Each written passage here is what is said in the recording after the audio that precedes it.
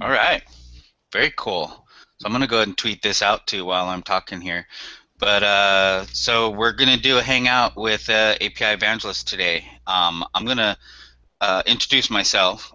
First of all, my name's Kin Lane. I'm the API Evangelist. If you're not familiar, I have a blog called apievangelist.com, and I have two of my friends and fellow partners in crime. And I'm going to let you introduce yourselves first. So Jacob, take it. Tell All everyone right, about yourself and what you do. all right.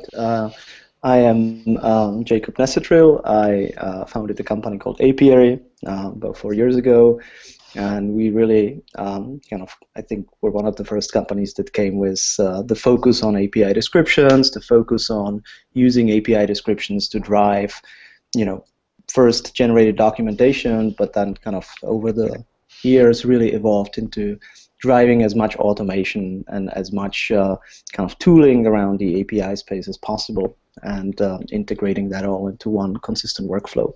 These days, API, I think, is the largest kind of SaaS platform out there for API developers. We have over 200,000 API projects that were created by people using API, and we're doing really well and really excited. And we've got some exciting announcements from 2 weeks ago around supporting not just API Blueprint but also Swagger, and so that's what I'm happy to talk about today. Very cool. Thanks for joining us, Jacob. And Steve, what do you? Who are you? And tell the group about yourself. Yep, it's great to be here with you guys and online. So my name's Steve Willmott. I'm the CEO of 3Scale. We're one of the largest API infrastructure providers, so we have about 700 APIs and customers that we power APIs for, all the way from small startups up to Fortune 100 companies. Just a huge breadth of different kind of APIs that people have out there, APIs for IoT, kind of getting data from drones, over to media APIs, over to payments and all sorts of other things. So there's a lot of different companies that use our infrastructure, and what we essentially do is at one level access control, rate limits, all the typical API management operations functions, but then also on top of that, the kind of more how does someone get access to the API, sign up for it, get keys, get documentation, and so forth. And from an API definitions point of view, I have a very lengthy background in kind of SOA technology, XML over HTTP way back, and really big interest in how API technology is changing the web.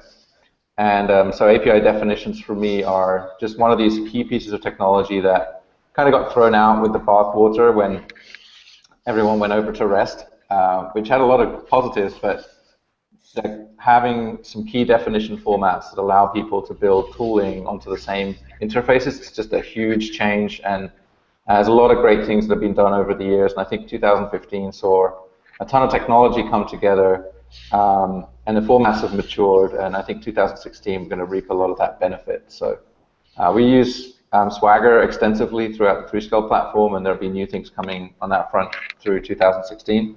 But other formats are important too, and I think we'll talk about some of the ins and outs of where we think things are going and what's valuable. So it's great to be here. Great, great. Thanks, Steve. So, so I didn't want to trump it with my introduction, let you guys, because this is about conversation with you two. But for me personally, API definitions from blog traffic, from page view traffic, are the most important discussion going on my blog, and has been for about a year now. And I feel like whether it's whether we're talking about Oracle versus Google and API copyright to SDK generation, design, mocking, all of that in between, API definitions are the most important thing going on. And I'll throw in discovery in there just because I know you're going to touch on that later, Steve. But pretty much every step along the API lifecycle, API definitions in these description formats are touching. So for me, it is one of the most important conversations we can have in 2016. And I think just general conversation and buzz on the internet reflects that, and at API Strat, our conference as well. So what we're going to do, because this is Hangouts with API Evangelist, which is going to be less formal, and we definitely don't want them to be webinars. I want them to be more just kind of a hangout with me and cool people in the space like you. We're not going to do slides. I'm going to give Jacob a chunk of time, and then we're going to turn it over to Steve after that, and then we're just going to have an open conversation after that until we wrap it up. We're going to try to keep it under an hour though, and we'll just go with that. So with that, Jacob, take it away, and if you need any support from me as far as screen sharing or any of that, let me know. You should have the necessary controls, but let me know. More support, Kin, always. First, before I share my screen, just a couple comments on what you guys said, because I think that's very topical. I would totally echo the comments on, a lot of technology coming together last year. I think that the ground has really shifted pretty significantly in the API space, and I think by having kind of started with the API descriptions and the API automation around them about 4 years ago, I see a very kind of distinctive trend in the history of API, where the first 2 years were very much kind of about why description formats and what are they good for, and how is this different from API management, and I think that's definitely not the case anymore. When you go to API conferences, when you talk to API Evangelist about what's driving the traffic there, then I think it's really changed significantly in 2015. So there's a huge interest in API description formats. There's a strong realization that some of the tooling, as Steve said, has really been kind of thrown out of the window with the whole migration from SOAP to REST. And one way, maybe this is too philosophical as an introduction, but just bear with me for a second. The difference between SOAP and REST, in fact, is exactly the API description formats. Because SOAP was one standardized protocol. So while you can have a discussion around what data you're sending up and down the pipe, it's just one API format. Whereas REST has that flexibility of really designing your API the way it fits your application, and the way it fits your users, and the way it fits your use cases. But that means that if you have this variability in how the APIs are designed, it's very hard to create tooling that will automate the APIs, right? And so you have suddenly this need for a description format that describes and captures the differences between those APIs in order to be able to come back and really kind of have more automation in the space, which really hasn't been the case 5 years ago. And so I almost think that transformation from SOAP to REST really led to this, let's build everything in-house, let's start from scratch again. And then the realization, well, maybe we might not have to build everything in-house all the time, over and over again, and how do we manage to bring to the market tools that can automate things for all APIs out there if they're different and if they're designed differently, and hence the kind of the birth of the API description formats. Just a quick comment on what you guys said. I think it resonated really strongly with me. I'll share my screen very quickly, no presentation, no slides. I'll just show you a couple screens so that you can get some visual recognition in place. Let me know if you have the visual, if you guys can see the screen. Yep, it works. So very quickly, API is a kind of API design and development platform. What we really focus on is the process between having an idea for creating an API and delivering it.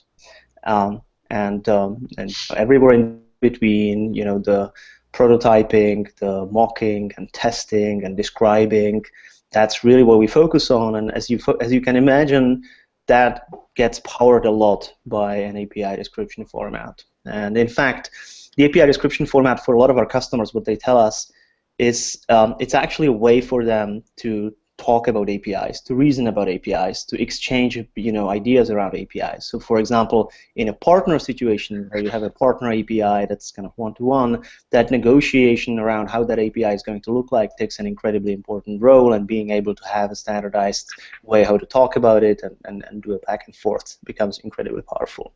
So this is a very quick example of an API blueprint. Maybe it's not really visible. I'll zoom it a little bit. It's really not that complex. It's basically a flavor of Markdown, describing what the endpoints are, where the URLs are, what the data structures are. Here I'm just sending some text/plain responses, but you can imagine a JSON response as well. So it's very simple. And what we can deliver on top of that is we generate automatically a prototype mock server that lives somewhere out there on the internet. We generate API documentation. We can test your API automatically against that specification. And all of that's integrated into one SaaS platform. So when we started this, we started with a language that we called API Blueprint. And the language really focused on readability. You can see that it's very simple. This is a kind of minimum hello world API. It's really focused at being able to write it very quickly, read it very quickly, reason around it, so you don't have to train your partner or customer for, through a training program in order for them to be able to contribute and work with you. If you're more into the kind of open approach to APIs, you can slap this onto GitHub and have somebody make pull requests and really actually participate in the API design with you or propose changes and so on. So it's very powerful. This is what we started with. We just launched a new website for API Blueprint, apiblueprint.org. The format itself and all the tooling around it, like the parser and compiler, are all completely open sourced and under MIT license, so very freely available. And there's a tool section with a wide array of tools that have been built by third parties around API Blueprint. And there's a lot of this stuff, as you can see. So that's one format.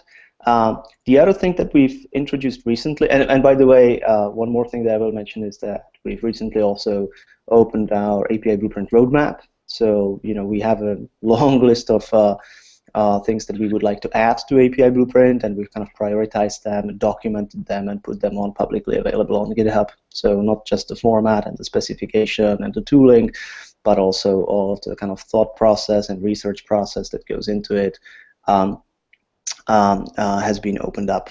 One thing that I would probably mention as a recent addition to API Blueprint that gets people very excited is the addition to MSON, which is, it's called Markdown syntax for object notation, but you can really think of it as another way to describe a schema. And schema, is a big part of describing an API. Describing a data structure, it turns out, is probably the hardest part of describing an API. And we've supported JSON schema for a long time and still do within API Blueprint, but we've seen fairly limited adoption for JSON schema. And what MSON does is it kind of takes that simplicity of Markdown and of API Blueprint and brings it to schemas. So this is an example, very simple example of a schema that really identifies, what the keys are, what the values are, which are required, which are optional, what is an example of that, how they're documented, and you can see that, this is like 3-4 lines of code, and this is the generated JSON schema that results out of that, and so it's very, very different for people to maintain 4 or 5 lines of code that are very human readable compared to a larger generated JSON schema. We think that JSON schema is still very important. That's why it's one of the kind of generation targets out of MSON. So MSON has kind of 3 different use cases that it fills. First of all, it helps us generate a much better API documentation, which can really document individual keys inside JSON structures or inside XML structures, and really kind of document much better the whole required versus optional on a individual keys level. It also generates JSON examples so that you don't have to have a separate schema and then a separate JSON example that you render in your documentation. You can just have that one schema definition that also serves as an example. And then thirdly, it generates JSON schema, which typically people use to plug it into validators in the runtime stack and automatically validate incoming requests, for example. So all of that's part of MSON, and MSON is part of API Blueprint. It's a very successful and exciting addition to API Blueprint. So that is our internal in-house format that we've built and that we're still building and that we're really excited about, and we're innovating a lot around it. And then separately, one thing that we've announced last week, or about a week ago, is that we started supporting Swagger, namely Swagger 2.0, that has been kind of entered into the Open API initiative. And so this is a new addition to our platform. And it's really exciting for us because, first of all, in the kind of technical working to get up to speed with that, we've really taken all of our infrastructure, all of our tools, and converted them from being married to one specific format to being multilingual and being able to accept multiple different formats. So that's been a big revamp. But then, adding Swagger to it was fairly quick. The part that gets me really excited about it is that now, people can kind of choose any API description format they want, and potentially even kind of migrate between them without having to make these like large upfront decisions initially when they're starting out building an API. Which is one thing that has been frustrating me for a long time. Is you're starting this API project. You've heard about all of this tooling. I mean, there's RunScope over there, and 3Scale over there, and API over there, and there's all of this stuff happening in the space. You don't really know what you need at this point. You know that you're probably going to want to try to use them, but you don't want to make these like large decisions that are going to kind of silo you into a specific vendor or into specific tools for years to come. And I think that it's important for the whole ecosystem as a whole, and for the API description formats as a whole, and for all of us as vendors in the API space that provide tools, that we come together and we can have that ecosystem where people can choose a format which fits best their workflow and their needs and their aesthetics and what they're thinking about. And then they get kind of broadly supported, and they don't really feel like they are married to one specific set of tools or one specific vendor. So that's why we decided that we're not going to be married to one specific format, even though we really like it and we keep innovating around it, and that we're going to also support Swagger as the format that has been entered into the OpenAPI specification. And so right now, we support Swagger across a very broad set of tools within API. You can generate a documentation from Swagger. You can generate a mock server from Swagger. We can automatically integrate and scrape your Swagger files from GitHub if you've integrated API with GitHub. And there's plenty of things that you can do with API. We're still calling it beta because we're still figuring out some final bugs and making sure that it's supported across the board. But going forward, we really want to have 100% of the API functionality supported both in API Blueprint and in Swagger. What I would probably add to that is that in order to be able to do that, it's there's a second piece to that news, which is that we've announced that we're going to be working towards joining the OpenAPI initiative. And the reason why this is really important for us is that we've realized that you can't really support 100% of API features unless we have that ability to join forces with everybody else in the industry and say, well, there's a lot of great things about Swagger, and there's a couple gaps missing, and we've plugged those gaps with some vendor-specific extensions, but going forward, it would be great if we can all come to terms as, how do we support some of these use cases universally across the board. And so this is something that that we're figuring out now, and I think that being able to join that initiative and being able to work together would be beneficial both for API and for other vendors. So that's about it. That's kind of my news, and I'm sure that we're going to dive into a lot more heated discussion after my segment. So with that, I will stop the screen share. Heated discussion. Yes. Very cool. I mean, it's a huge amount of stuff. I mean, I've been, talking with you guys since last year about this wave of release. So, congrats, some amazing stuff going on there. Steve, all you, sir. Cool. Yeah, no, that's some good stuff there, Jakub. And I think you hit a whole bunch of nails on the head in terms of the linkage that these formats provide between different tools and how that's becoming more and more important. Mm-hmm. It's like it doesn't make sense to, well, it may make sense, one vendor may end up producing all the pieces you need, but it's highly unlikely, and you don't know what pieces you need at the beginning, and so you wouldn't make a decision that's tightly coupled, in any other part of your engineering stack. So why would you make it around the API? So that kind of means you need this glue. And it doesn't mean that there has to be one format to rule them all. Different formats do different things, but I think the fact that there's a getting a closer union between them, and it's great news that you're supporting Swagger and that you're potentially joining the Open API initiative as well. It's like you said, no format is perfect, so having engagement there to keep moving the format along is great. Steve, sometimes I describe this to be when they ask me about, is one format going to rule them all? I say, which one do you mean? Do you mean the YAML version of Swagger or the JSON version of Swagger? And even the fact that on the kind of data serialization level, we have two different formats as part of that one specification, it just tells me, look, one of them is useful for one set of use cases and another of them is useful for another set of use cases. And when even there, we don't feel the need and pressure to pick YAML over JSON or vice versa, why would we have to do the same in API description formats, right?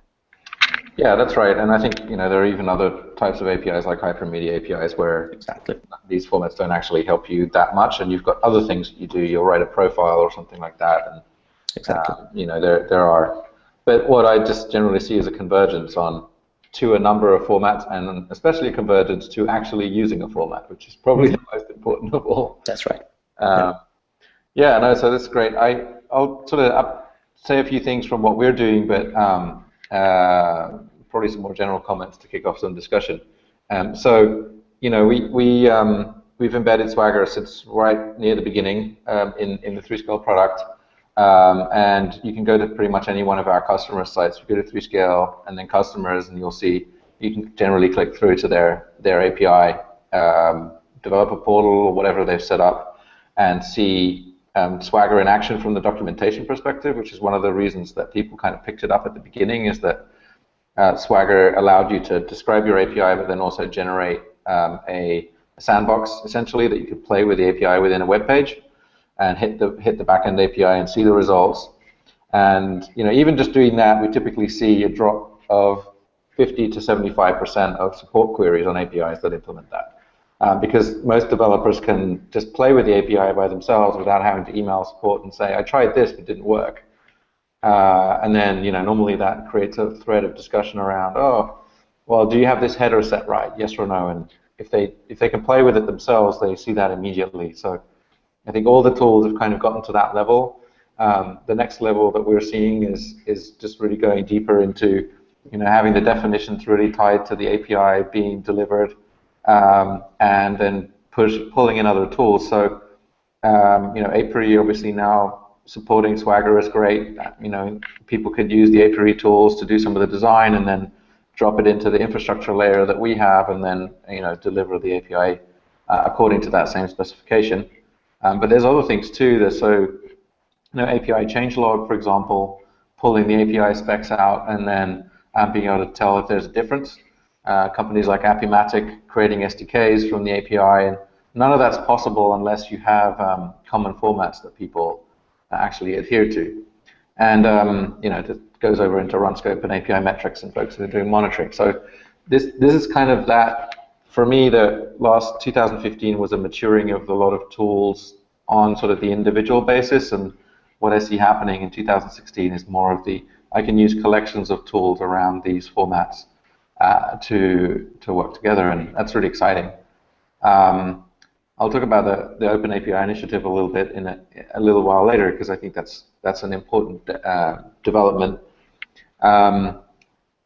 Probably, one thing that to put a bit of a counterpoint, so we're all cheerleading the idea of formats. So it seems like a no-brainer. It's like, why the hell did the formats get lost in the first place? Why didn't we have formats? I do think that there is, to some extent, definition formats sometimes create a negative reaction in people. So I unfortunately don't get to do much coding anymore. But I went through all the generations of languages, and I was a Rubyist last. And in Ruby, you have this convention versus definition, or convention versus configuration bias, which is to say, in Java, I had to write huge amounts of XML files to tell the app what it was going to do, and that's all configuration, so I can control everything, but it's just a huge overhead. If I just had a convention, which would tell me, okay, if I put an S on the end of this thing, then I get the list versus getting the object. And so there's a sort of resistance to having definitions and explicit definitions. And I think it's actually, to some extent, it's a bit dogmatic, but to some extent, it's meaningful. So when REST APIs came about, especially when we're talking about hypermedia style APIs, there's a lot of convention that you can rely on, and that's actually a big positive. So you know pretty much how an API is going to react, and you can make a few calls, and you can explore it as a human developer and get a lot out of it. And so I think it is important that when we are working on definitions and formats, we try to let the natural nature of the API show through, which is why I think that hypermedia profiles and so forth actually count as API descriptions. But we have to add enough structure that it's usable without sort of destroying some of this convention level stuff, and it's a hard balancing act. The main difference, I think, though, between sort of a Ruby convention versus definition type of thing is that most of the time, when you're a programmer, you're the human being in the loop. So you're the human being who's interpreting these conventions plus what little structure you see, and you're able to quickly and productively create the code that you need. With APIs, we're really aiming for a world where it's not just human programmers that are looking at APIs to do. We literally create automated libraries on the fly that can integrate with APIs. That's what I see as right? Being able to read description and pull information, schema information, and create the objects that I need to interact with that API. Now we're still fairly far away from that, but the humans in the loop part of API's description is here with us today, but I think we'll increasingly get into scenarios where there are so many APIs and so many clients needed that we'll be doing a fair bit of generation here. So I think that added structure is also coming at the right time. So yeah, pretty big differences there, I think. And I can sort of get people are like, no, I don't want to put the descriptions in place. But if you think ahead about your API, I think you absolutely need, to have the structure so that a person who hasn't encountered your API before could take that description and look at it in Postman, apply API changelog to it, have it discovered in the search engine, be able to generate potentially some stub libraries for that by themselves. If you don't do that, they can't help themselves do that. So I think for me, that's the fundamental element of descriptions there. I don't know whether it's off base with what you guys are seeing, but for me, that's kind of the core of it.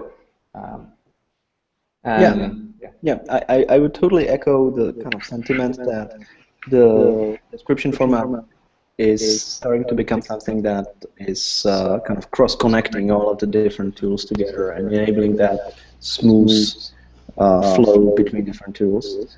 Hey, Jacob. I think you got an echo. Did you do something with your audio? I can hear the echo as well, and it's gone now. It's gone now. All right. Well, we're fine. Go ahead. Sorry. Magic and technology.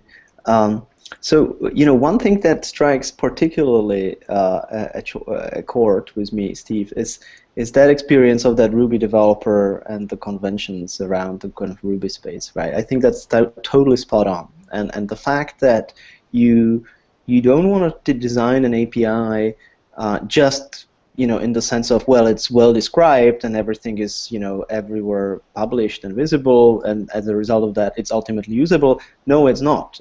You really want to kind of go out and seek out what is actually intuitive and expectable, and what is conventions. The trouble is, programming languages have become these kind of these little ethnicity kind of epicenters, ethnicity cults of programmers, right? So there is a very strong kind of habit in the Ruby community, and there's an entirely different habit in the Java community, for example, and then again, an entirely different habit in the PHP community, let's say, and not to mention mobile developers and Android and iOS developers, right? And so the trouble with APIs often is that they cross these language boundaries. And so what you might consider intuitive for yourself, because it's by convention and you've added a S at the end of something and now it's a list, might be completely completely alien to the developer in another programming language. And so one of the things that we really tried to do with API from day one is not to come out kind of all guns blazing into the API industry and say this is the way you should build APIs. Because frankly, there is no one true way to build APIs. If you're building APIs mainly, in a banking sector, and you know that all of your developers are kind of, Java guys that are really big on security and really want to see an XML schema published for your data structures, you're probably going to be like designing something different than if you're building an API like Stripe and you want it to be incredibly accessible to language developers from all different languages. And so that's where the element of coming in early with an API description language might seem counterintuitive. You're totally right. Like, why would I spec things out, and why would I go through the trouble of specing them out? But at the end, it's actually what I think is the most agile process out there, because what you're doing is, instead of kind of diving head down, writing the whole API, and then exposing it to the first customer in a classical kind of waterfall model of let's write the whole thing and then they're going to tell me it's broken. What you're trying to do is you're trying to do an absolute minimum viable product, which can be an API description format and something that you can write in 1 hour. And then you can get a kind of mock server generated automatically, and you have a functioning API out there, and you have documentation functioning out there, and you go out to your community and you tell them, is this important for you? Is this intuitive for you? Does this match your set of expectations, your kind of cultural context from your programming language, from your development standards? Does it have all the features you want? Sure, but does it also, is it intuitive for you? And you can draw out a lot of this very, very early on, as opposed to kind of do what has been kind of traditional, a couple of years ago, which is sit down inside the company, write the whole kind of definition of what the API is going to be like, then actually develop the whole thing, and then kind of introduce it to the first customer. And I've been in those shoes many times before, including complete kind of version 2 rewrites of APIs because they were so unusable. Typical business use cases took 600 seconds to complete, and is through the API interactions, because there was multiple hundred API calls that needed to happen in order for a business use case to be finished. And so I think that's why I'm so passionate about of starting with that description first approach, because I really think it leads to this rapid iteration loop very early on in the life cycle, and through that iteration with the customer early on in the life cycle, which I think is fundamental to being agile. Yep, makes a lot of sense. I think, yeah, I mean, to me, like, ultimately the important thing here is that you got to think of the API description that you end up with, that you publish as your contract with the world, and that's just a much more important thing in an API world than it is even in internal software development, right? So we're very used to having different modules in software development having their own interface definition and public and private methods and all of these things, and those need to be shared. And if some team breaks something, then we're able to do the build verification and see that this thing no longer works. Well, in an API world where you depend on everybody else's APIs, that's not a lot of fun when someone else breaks it that you don't control.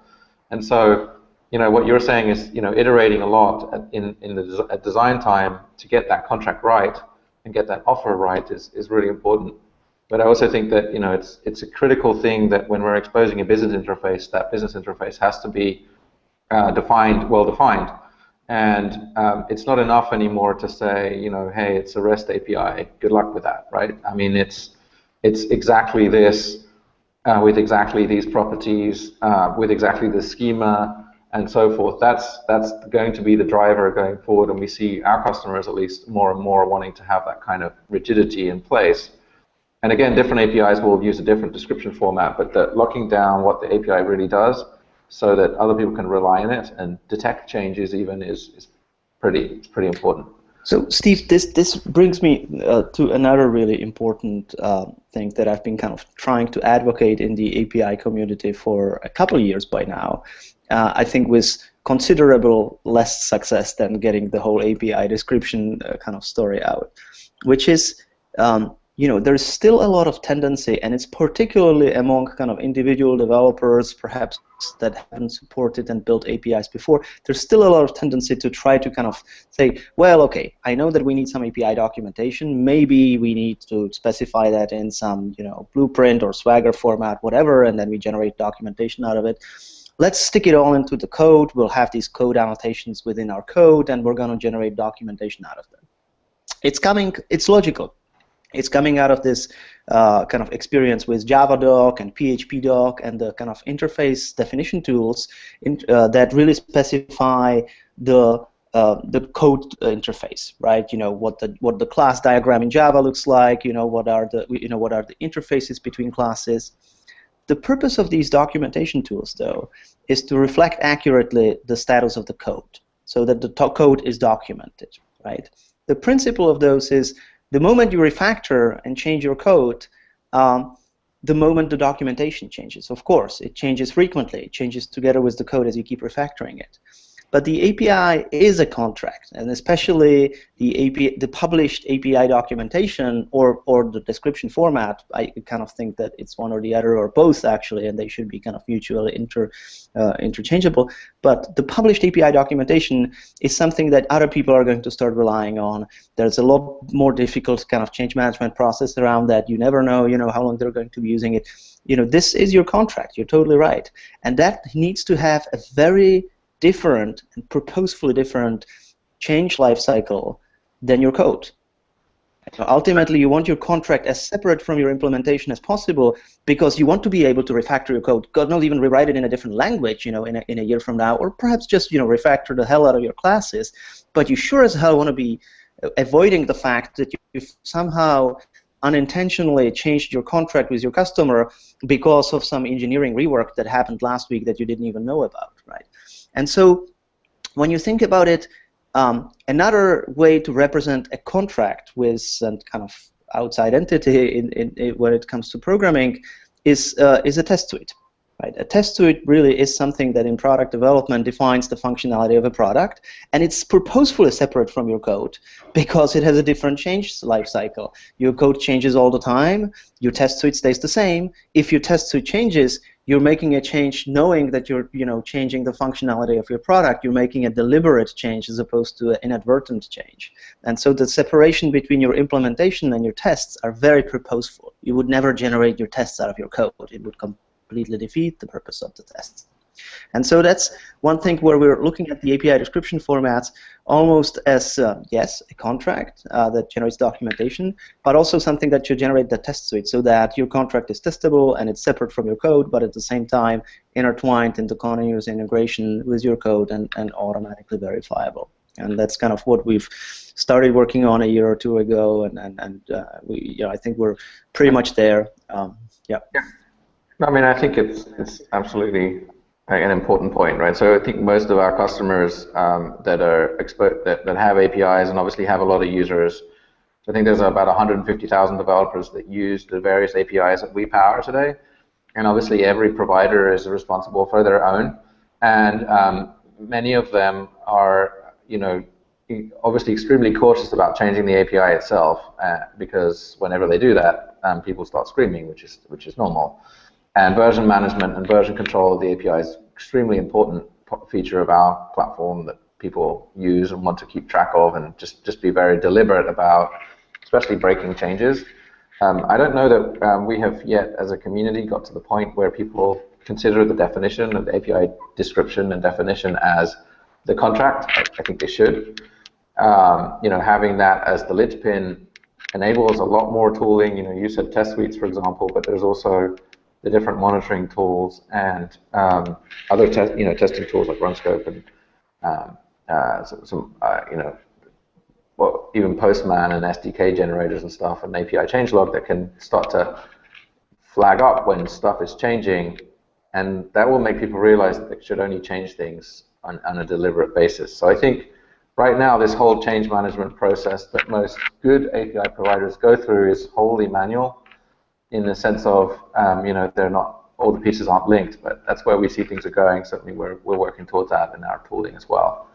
But it's heavy going to have people accept that, because again, the overwhelming mindset is that these APIs are a new thing. We're exposing them. We have intelligent human developers that are writing the apps that use them, and people don't necessarily think through the ongoing usage scenarios that are out there. Where, I mean, the biggest examples I can think of, if you're providing an API to your customers and they integrate you, it generally happens in one of two ways. Either you provide them with some software plugins that they actually put in some software somewhere, and then you may have a change process for that software. So if you change your APIs, you have to update the library that you've given them. So we see that fairly commonly. Or they've written their own code. Now, if a customer has written a code to use your API, if you're really lucky, the developer that wrote the code is still with the company. If you're really unlucky, that developer never worked for the company in the first place. It was someone they outsourced the integration to. And so if you change the API, it isn't even, you can tell your customer that they've got 6 months to make a change, but they may say, look, I don't have budget. Like, I can't hire those guys back that wrote the integration. And so there's, that starts to get into an argument about APIs that are more flexible and not, hypermedia APIs and other things. But there are really, really bad consequences to changing your API. And I think the notion that says that definition is the key in terms of your contract with the outside world is the way that things will go, because it's kind of the gold standard you can hold yourself against. And as you said, you may completely rewrite the back end, but you better still have the same definition. Otherwise, you can expect pain somewhere in your customer base. And I would add to that, Steve, is sometimes people, and there's an echo again. Sorry, guys, I'm really not doing anything. Maybe I breathed. So I think it might actually be me, because I go on mute so I don't get every sniffle coming on. But so just one quick point here. People sometimes mistakenly think, you drew this kind of parallel between, either the API provider ships a library or an SDK, or the third-party code by the developer that has already kind of implemented the API. And so if you ship an SDK, you have to do a new version of the SDK and ship that new version to the customer. But that doesn't make the problem go away. I mean, if you had functionality in your API and you removed it, you removed it out of the SDK, and that breaks the the upstream code that's using the SDK. So there is no way to hide this complexity somewhere under the carpet, like magically spirit it away. It's an interface, and it doesn't matter if it's interface on the HTTP level or on the language level. Somebody's relying on it. You change it, poof, problem, right? And so there is, various different tactics around, how to soften the blow, and maybe if it's an SDK, then you can have that kind of like the removed functionality mocked out in there, or fail more gracefully than you do on the HTTP level. There's a couple kind of tactics, right? But at the end of the day, the problem stays the same. But I wanted to add one more thing to it, which is, sometimes when we're talking about APIs, we really just kind of naturally all gravitate to the most sexy and most visible part of the API ecosystem, which is the public APIs, right? But there is a ton of internal APIs that are not visible, and frankly, that often don't even cross the company's boundary. And there's a lot of development, going there as well, right? And so some of the use cases that we're describing now and that we're worried about, the change management and the third-party customer, and they're going to get angry, and 6 months, change management, are more typical in the public API context. Although in large companies you can have a different team and they still might have a 6 months change management, and definitely the developer that wrote the code is gone. So some of this doesn't go away, but at least you can kind of take ownership of this as a company as a whole. You can decide, we're not making that change, we're not making that change. If we're making that change, we're investing into the other business unit. But there's a lot of kind of problems around this that don't even kind of just deal with this kind of problem of change management. One thing that we're seeing a lot growing right now is that companies are just having a lot more APIs than they used to. You know, it used to be that maybe you had no API, or you were Twitter and you had one public API, right? But nowadays, you know, you have your APIs to the public. Maybe you have your point-to-point partner APIs, and sometimes people often do the Netflix model of, you know, standing up one API per use case, one API per customer, which brings a lot more stress towards producing those APIs very quickly on the fly and trying to draw out the use cases from the customer. So there, the description languages are really important. And then there is a lot of this kind of, you know, producing APIs internally to separate teams within the company, to separate business units, to separate different areas of responsibility, and do the kind of microservice use case of separating the application into different sections and having APIs in between those. And there, I'm really seeing a huge rise over the last 12 months in use cases like, you know, how do I make sure that all of these APIs are somewhat vaguely consistent, that they are using the same data structures, that they are using the same, in fact, the same conventions that we talked about, right? You know, that, you know, if I have one API team in Israel writing APIs with camel case, and then I have another team in Palo Alto and they're writing APIs with underscores, you know, it gets annoying, right? Especially if they're referring the same things and they're, you know, referring the same data structures, and suddenly they look differently. I have a beautiful story that I love. It's somewhat tongue-in-cheek, and it's very non-technical, so even the journalists get it. We have a customer in New Zealand. Sorry, Ken, you're not a journalist. You're an API evangelist. That wasn't a pun at you. That's fine. We have a customer in New Zealand, large customer, Xero, right? Large kind of accounting company. They have like 400,000. It's like Quicken. 400,000 businesses use their SaaS solution for accounting, and they're in New Zealand, and they have a large API surface, and it's internal, and half of the API surface is spelled with British English, and the half with American English, and it's kind of like shrug shoulders. You know, this is funny, until you kind of debug the same problem for like the 5th time over, because that JSON key over there in that data structure has color with a U, and that one is without a U, and you're constantly running into these stupid typos of S versus Z, and you're constantly changing your code around, and, you know, parts of the, it's just a total mess, right? And at the same time, when you think about it, there's, you know, it's actually not an easy process to solve. Like, you can't run a spell checker on your code because there's tons of stuff that, you know, doesn't spell check. You can't easily pull this out in an editorial process, because now you're making your highly paid API architects to actually wade through tons of code and do, you know, spell checking.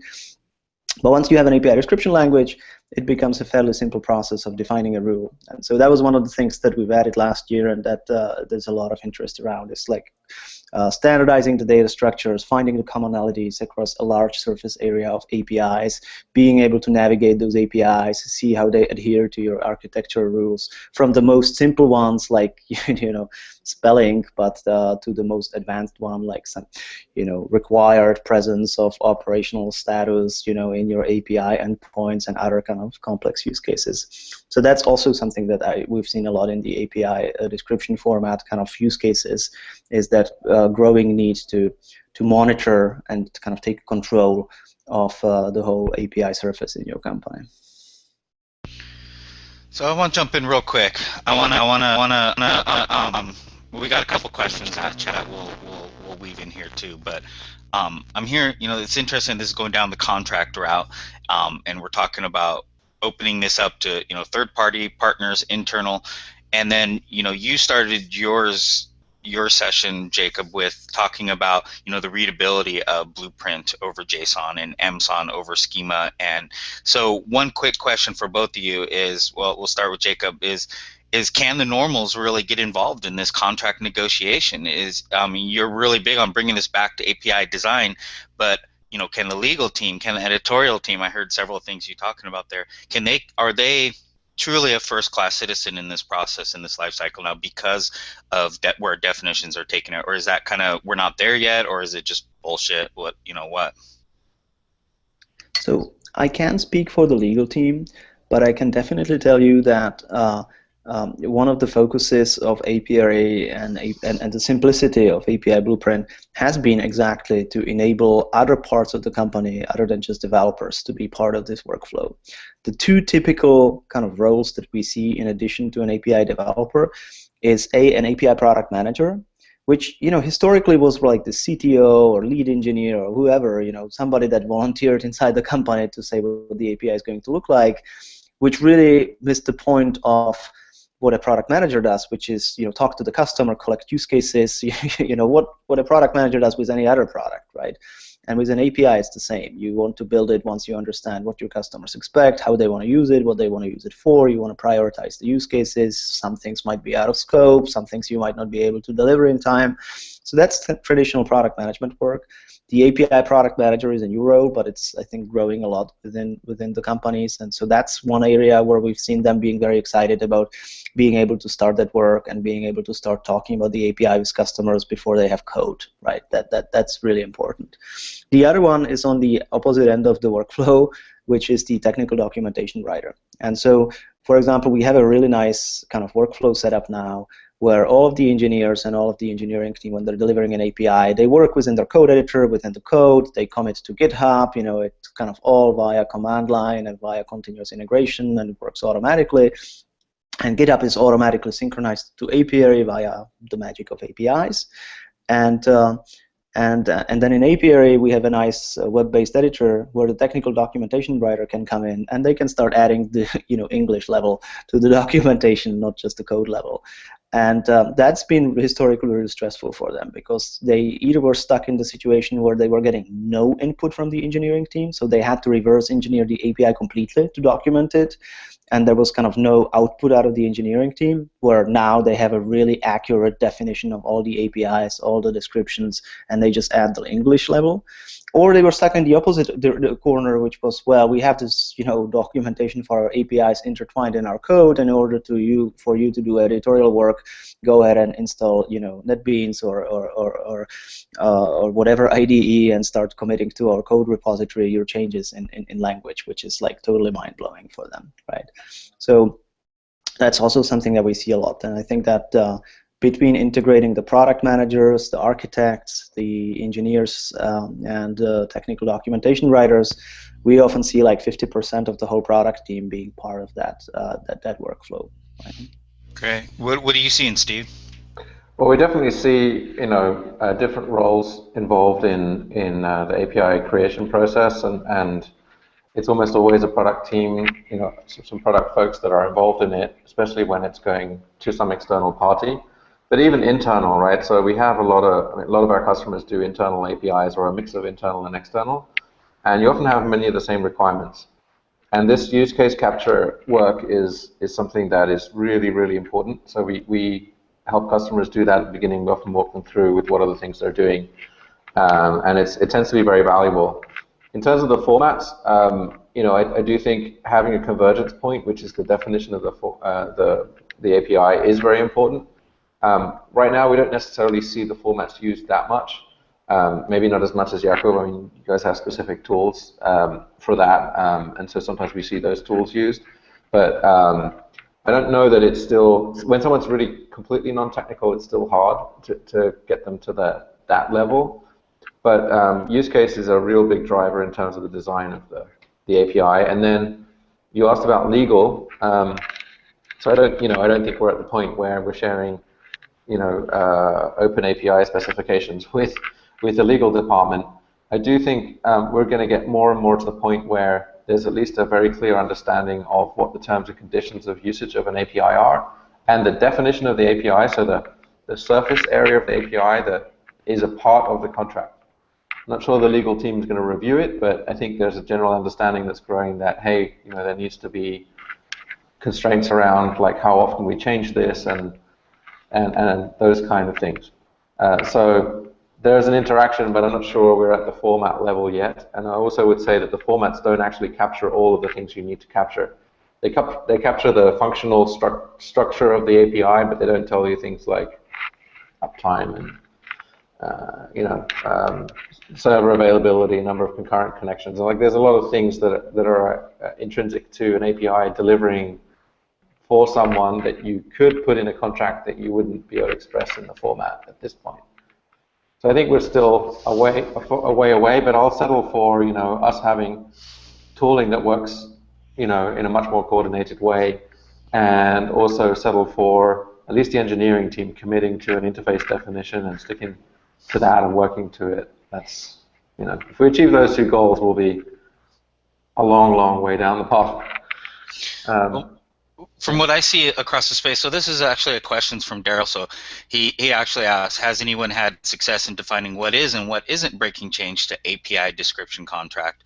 And how do we communicate the significance of contract changes to consumers? So I would say the more of these stops along the life cycle that we're implementing, the definition of what is a breaking change is going to rapidly expand, because a breaking change might be that internationalization you talked about, Jacob, between how you spell things, because it breaks something in a certain system or gets missed over in a certain index or something like that, all the way to design and other documentation. And I see the formats. I mean, I know that's what we're working on, Steve, with APIs JSON, and like API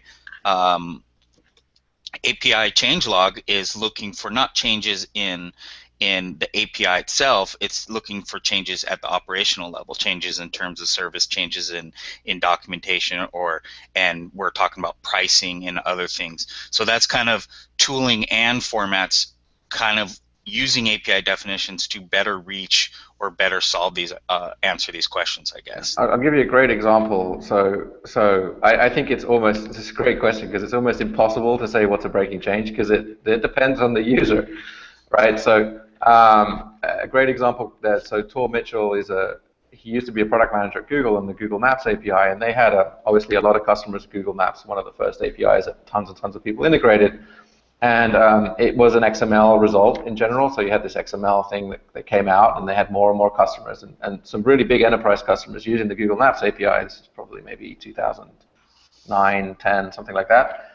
And so at some point, they realized that the XML that was being returned was just like one string. Like there were no line breaks in it, which was just super ugly when you got it back, and it kind of bugged them for a while. And at some point, someone just fixed that, right? They just put the line breaks in, which is completely valid, right? There's no, you don't parse the line breaks. Of course, what happened immediately is several of their largest customers were like, shit, it's broken. Like, it doesn't work anymore. The whole thing is down and everything, and then they ended up having to roll back the change. So was that a breaking change from Google? Well, yeah, it was breaking because it broke something.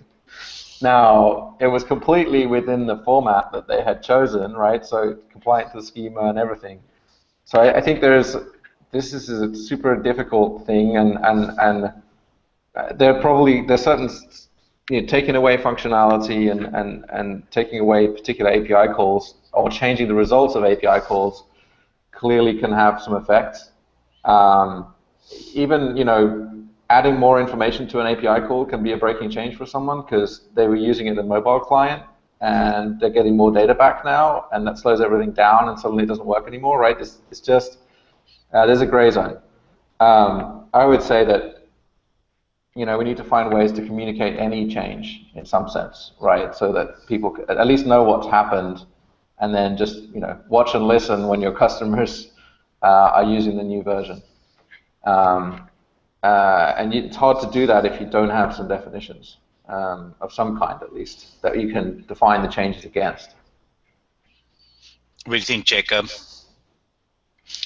Do you think there's better ways we can use definitions to communicate, what is a breaking change and get the word out?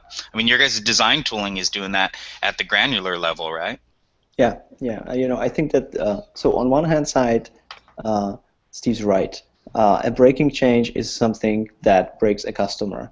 If the customer is stupid and implemented the API incorrectly, tough luck. It's still breaking change. At least for some customers, and at least for some providers. And that really depends on what the service level is that you want to provide and how important that customer is, right? I have opposite examples where there are plenty of API providers that change the surface, break people, don't really give a damn, and consider it non-breaking. And I think we have some kind of assumptions or kind of cultural assumptions around what is not a breaking change. Sometimes it's actually useful to spell them out. Like I was really happy that when the kind of Microsoft One API spec came out, that they explicitly, for example, said, look, if you have a JSON structure and we add new keys to the JSON structure, that's not a breaking change. You should be ignoring JSON keys that are not documented. There might be more in the future, and they're none of your business. Because in some instances, that could be a breaking change, and it could break some people. So I think it's nice that they kind of spelled it out. More radical example is Steve's example with the new lines, which really should be ignored by a proper parser, but they just weren't. So I think it's tough. I would love personally to bring more opinionation from apiaries side to what's a breaking change, but it's not something that I can promise we will be doing in the next 3 months. But right now, if you take an API blueprint and then you put it on GitHub, GitHub renders it very nicely, and it's got like first-class support for API blueprint syntax highlighting. And what that means is you can also diff it very nicely, and you can make a diff between what's the previous version and next version. But it will be very pedestrian. It will highlight everything, regardless of if it's an important change, if it's a small change. Is it a typo in the text, or is it a typo in the data structures? Is it a typo in the URL, or is it a typo in the documentation next to it, right? And so what I would like to do eventually is have some kind of nice diff tool that can really take 2 versions and highlight these are the immaterial kind of text changes in the documentation. These are the changes in, let's say, data structures that are only additive. Here are breaking changes that actually remove functionality or move it somewhere else. And here's kind of really removed complete functionality, and kind of break out the diff there and drive those versioning use cases that Steve talked about, and all the change management around it with more semantics in what's a breaking change and what is not. But you're right that it differs from company to company. Well, I think you got, and this is all these are all important things. My sense here is that there's 2 ways to solve the problem, right? So one is to be super rigid, and to be extremely explicit about everything always. And the other one is to say there's a certain level of expected convention, because we're back to convention basically. Like all of us here agree that someone should have written a parser that ignores line breaks for that Google example. So that would be an example of a convention. Like, you don't want to have to write explicitly in every API document that, by the way, line breaks are not material. But it's kind of like, there is not necessarily a common space to evolve that set of conventions that not everybody repeats. And so maybe that's part of what goes into some of the work, like an Open API initiative, or some of the other formats, is that I'd like to be able to pick up a format which allows me to be explicit about certain things on my API, but it comes with some pointers to general conventions that, by the way, if you're using this, expect these things to be generally true unless you're told otherwise. Because otherwise we're just like, we have to write literally everything down explicitly, and that's just not going to work in general. Yeah, I think one of the nice things about having a lot of people put formats out there is that we get to look at those formats and poke at them and say, well, this is kind of janky. So I'd like to see 10x more APIs with great hypermediate profile definitions or Swagger specs or whatever it is. Just more and more and more of them, and more tools to consume them.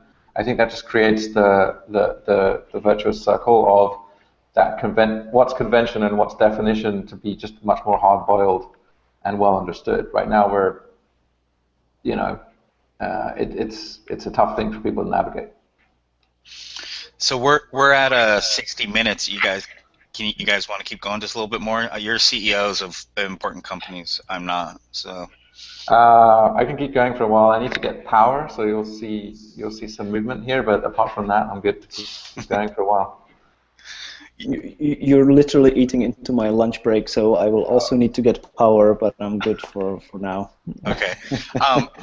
So I wanna weave in a question from Kevin Swiber. First, I'm gonna say he says I can't speak for the legal team is always the right response. That was his first comment, so I'll get that in there. The second is, have you seen microservices trend impact how people are managing their definitions? You know, I think from a how the need for them, the usage of them, is there more garbage? Is there more conflicts? Is there more, you know, is it good, bad? You know, what have you been seeing, Jacob, while Steve's looking for power there? Yeah, it definitely did. I think we touched on it a little bit. The microservice use case typically is associated with large scale of APIs. You know, large number of APIs, large API surface, lots of different teams building APIs. You know, in the microservice context, it's rarely like, you know, one well-synchronized team of 6 developers building all microservices across the whole company, unless it's a really small team.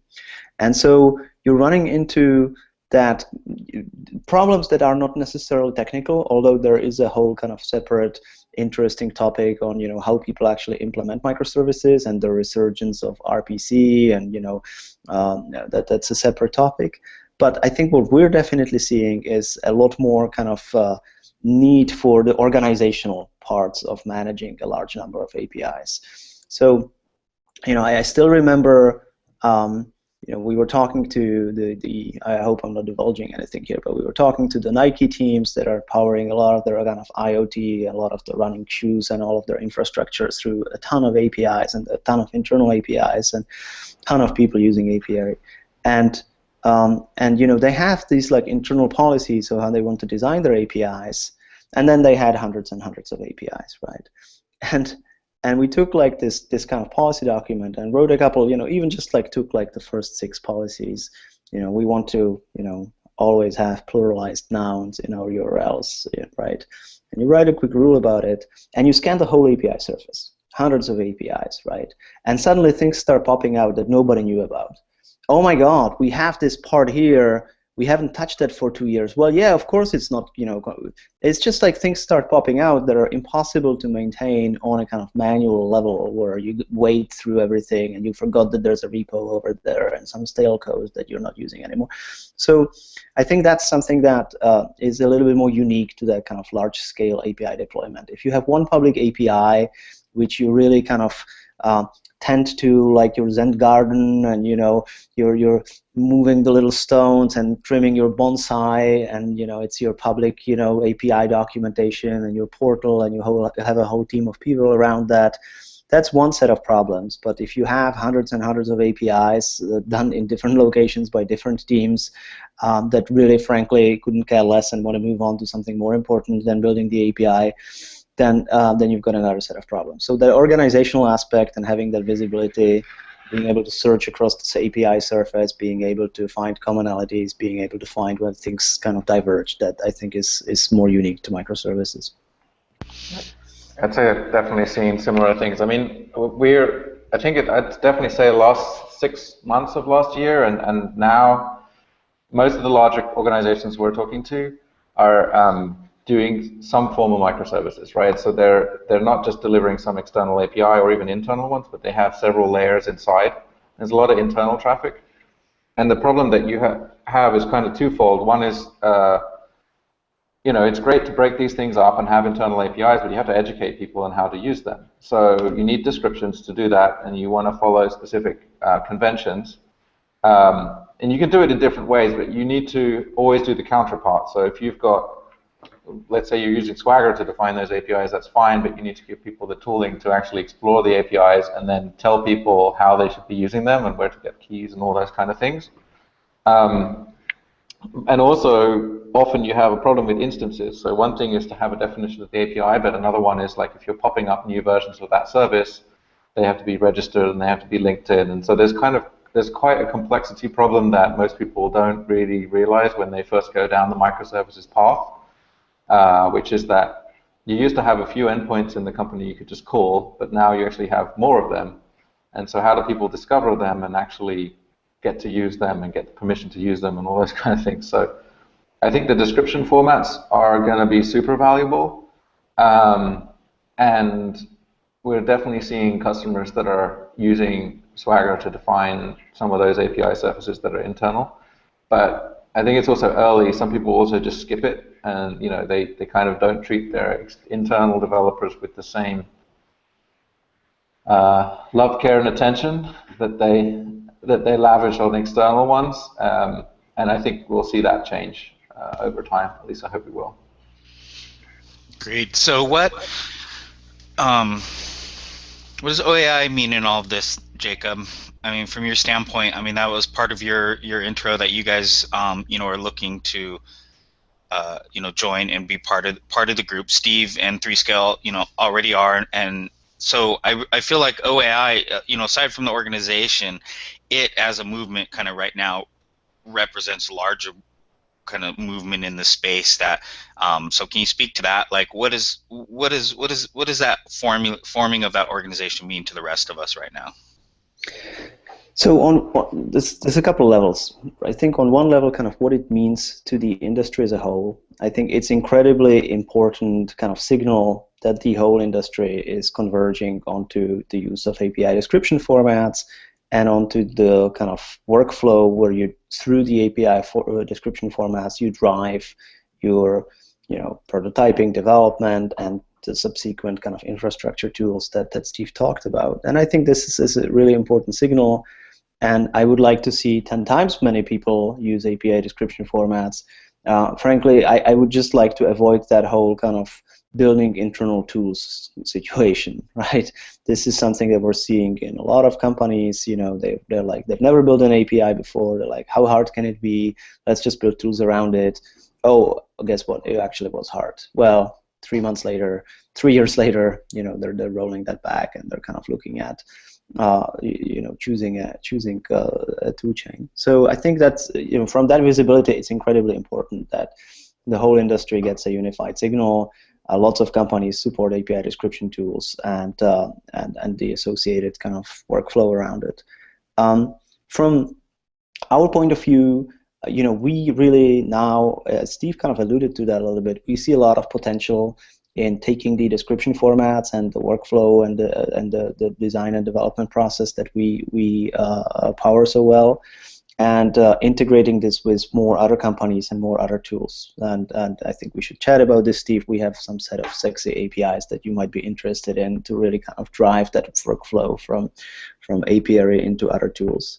And so I think that from that perspective, OAI is important for us because we want to support formats, and we want to support interoperability, and we want to support whatever's best for our customers.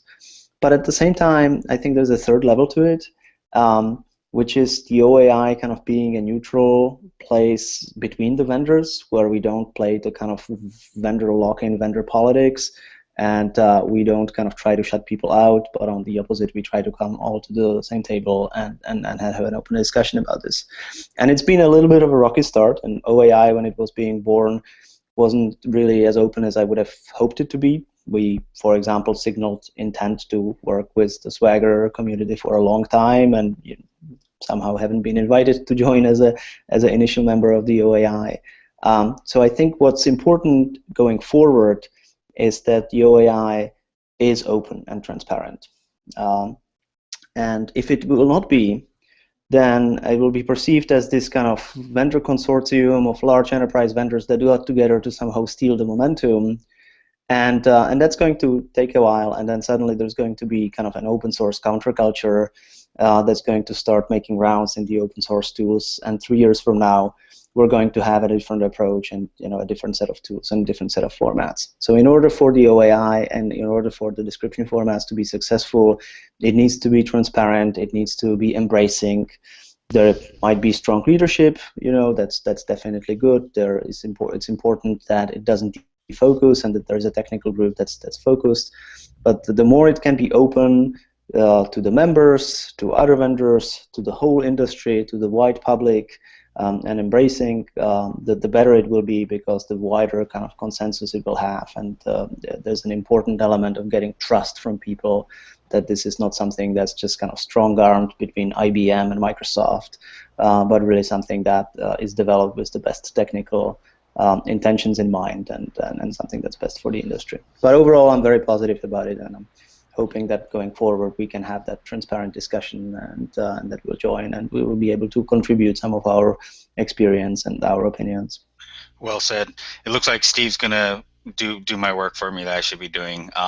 What are your thoughts, Steve? And I guess start with what is OAI for people, help people understand. Or did we lose him? I think we lost Steve. Oops. I can share the website about. Yeah, it looks like he had loaded it up or something. Or I don't know. Yeah, I did see that. Yeah. Anyways, maybe he'll come back here. But anyways, I won't go into too much history about the OAI, but basically, Swagger, the API definition format Swagger, was brought into the Linux Foundation, and an organization called the Open API Initiative was created. And Swagger, the 2.0 version of the spec, is now known as Open API Spec, and it's under the OAI. So that's just kind of the quick background on it. If you need more information, let us know. Oh, there he is. We thought we lost you. Yeah. We got Steve back. Hooray! Yeah, it's that's all that talk of standards took the Wi-Fi down. Heavy stuff. Go ahead. Yeah. Sorry, I just missed what you guys were saying, but definitely had some thoughts on what Jakub just said. Right. Yeah. So look, we Swagger was by far the API definition format that had the most momentum, and it still does. I mean, Tony did a great job pushing things along on very much an open source basis, as he did, and it's tough to do these things, right? Because everyone's demanding changes to the format, and if you accommodate everything, you end up with something super complicated that no one can use. So that worked well for a significant amount of time, and all credit to the community for turning that into a very much more open process in terms of the Linux Foundation initiative. So I think you'll find that it is very open and will be very open, that new members are certainly looking for new members to join, and there's very valuable discussion on what the format should do. I think there's an aim to do right now that Swagger has been fully imported into OAI, so as a specification, and there'll be some dev versions with some very minor changes fairly immediately, but then there's certainly an initiative to improve the specification overall, and in relatively short order. So I think that inputs to that, even from people who aren't necessarily members, but that just contribute, are very, very welcome. And I'm very hopeful that it will be an open process. Certainly, that's the basis on which we're participating in it as 3Scale. I think it's also very positive that there are large vendors that have come here, so that have joined. So I was sharing the home screen earlier, but if you go to openapis.org, you can go and see. So folks like Google and IBM and Microsoft are there, but also more consumers. So Intuit and PayPal and so forth, Restlet, ourselves, Apigee, Mashape, and SmartBear. I think that kind of mix of users and large organizations that are putting out tooling is really, really valuable. And I think it is important to have forward motion that's shared. Standards bodies are tricky. I've been involved in a lot in my time, and I would certainly say that the #1 challenge any organization like this faces is getting that forward motion going and really making the format better, and doing that in a neutral way. And I think the neutrality will be there. The challenge is, Swagger is already pretty good, but I think all of us can think of ways to improve it. Just making sure that technical forward motion keeps going. I totally get what Jakub said, that if it's not open, then there'll be sort of open source movements and other formats. Frankly, I don't think the API space can afford it. Like I just shudder to think like another 2 years of and another 5 new formats, all of which don't work together, and we don't want that. Like there are not 10 million ways to solve this problem, and we should I think, well, I very much hope that as a community we can kind of focus on a number of different compatible things that kind of flow into each other, because the value will all derive from the tools working together, and having a glue is just so much bigger than than someone having a specific winning format. That's the way I see it, and I definitely hope, and I already know that there's a whole bunch of plans for new tools around, and now it'll be called OAS, right? The actual format's OAS. And so I'm very hopeful that they will get forward motion. But these things are tricky. I spent time at W3C and Oasis and other places, and yeah, we need a lot of beer and coffee. Well, I think this is a good note to wrap up, you guys, because this is kind of, I think we could, I have so many things I want to touch on, from MSON and schemas to back to discovery, but I think we're going to have to maybe do other sessions for that, you guys. But I don't want Jacob to starve, and and actually I have a call here at 12:30 with Postman to talk about embeddability of their buttons with API definition, so you can just say run in Postman. And so I have a 12:30 call here with them to keep working on that.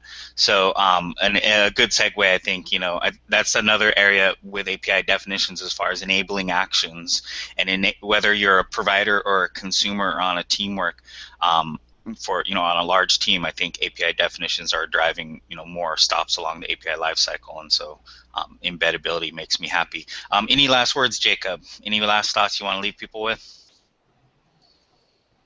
Yeah, I think this is a great discussion. I think the parting thoughts are, if you're not using an API description format, pick one, but use one, and avoid building your own wheel. Agreed. Steve, what are your thoughts?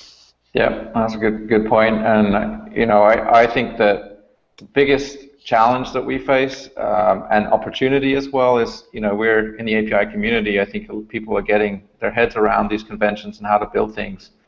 But most organizations that are large, they have hundreds of developers and thousands of developers that are building internal systems that are getting their heads around APIs right now. So giving them the guidelines and the guidance and giving them access to these APIs and the description formats it's a huge opportunity to give that glue layer and put it in place, and whichever kind of API people are doing, getting people on that train is super valuable. So yeah, be a good year. Agreed. Well, and as always, you guys, if to the audience, not you two, to everybody else, if you need help, let me know. Reach out to API, reach out to 3Scale. They're both doing amazing stuff with APIs, spanning almost every stop along the API lifecycle, from design, as Jacob talks about, all the way to discovery, and the discovery work that 3Scale's doing with APIs.io and APIs JSON. So ask questions. Hopefully we'll be doing more of these. I'm stoked, you guys. Thanks for doing this with me. You guys rock. And I'll see you both in person soon, hopefully. Fantastic. Great talking to you. Thanks for the invitation. Thanks, Steve. Yeah. Alrighty. Oh, Jacob dropped. There you are. See you next time. Oops. Did I actually hit?